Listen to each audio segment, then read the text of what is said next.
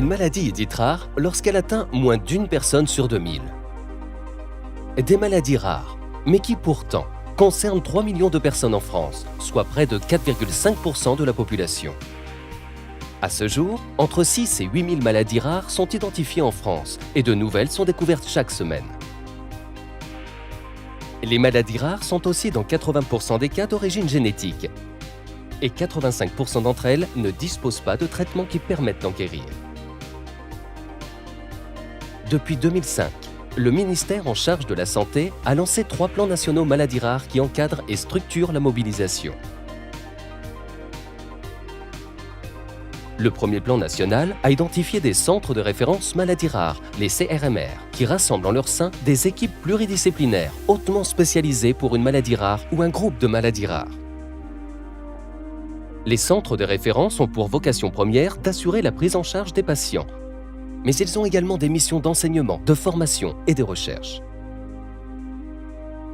En appui aux centres de référence, les centres de compétences assurent la prise en charge et le suivi des patients en région, au plus proche de leur domicile, et participent à l'ensemble des missions des centres de référence.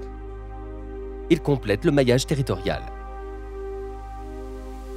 Pour faciliter la collaboration entre les différents acteurs de la prise en charge, le ministère en charge de la Santé a créé les filières de santé maladies rares, actives depuis 2015 dans le cadre du deuxième plan maladies rares.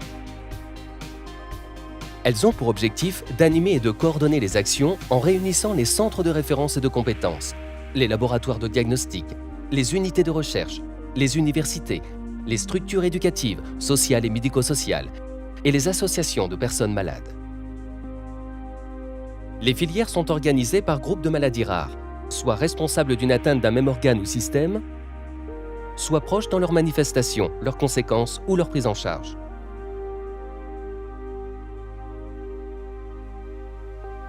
Les filières de santé maladies rares ont 3 grandes missions. Améliorer la prise en charge globale des personnes atteintes de maladies rares, dynamiser la recherche et développer l'enseignement, la formation et l'information. Pour améliorer la prise en charge globale des patients, les filières participent à la surveillance épidémiologique à travers le déploiement d'une base nationale de données maladies rares. Elles favorisent la connaissance des maladies rares pour les professionnels de santé comme pour le grand public et la reconnaissance de l'expertise auprès des institutions. Elles soutiennent notamment l'harmonisation des pratiques avec la rédaction et la diffusion de recommandations nationales de prise en charge et répertorient les structures et les professionnels de santé experts en France métropolitaine et outre-mer.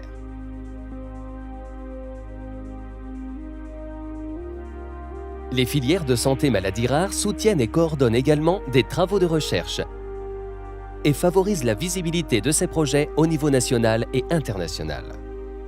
Dans le cadre de ces différentes missions, les filières de santé travaillent conjointement avec les réseaux européens de référence maladies rares. Enfin, les filières améliorent l'enseignement et la formation des professionnels de santé en organisant des séminaires, avec pour certains les universités ou les organismes de formation, ou encore en réalisant des cours en ligne ou des tutoriels vidéo. Plus largement, elles favorisent l'accès à l'information en menant des actions de communication à destination du grand public, des professionnels, des patients et de leurs proches. Depuis 2018, un 3e plan national maladies rares a permis de renforcer les actions des précédents plans nationaux.